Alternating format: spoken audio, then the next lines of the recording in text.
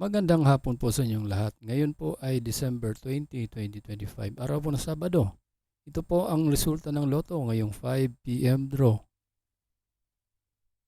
Kung bago ka pa lang sa aking channel, pwede kang mag-like, share, at subscribe para updated kayo sa mga PCSO lottery results araw-araw.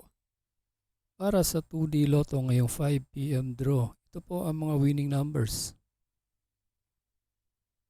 25 and 3 in exact order.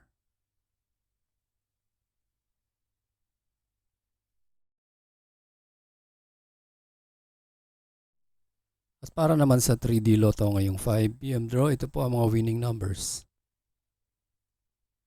3, 2, and 9 in exact order.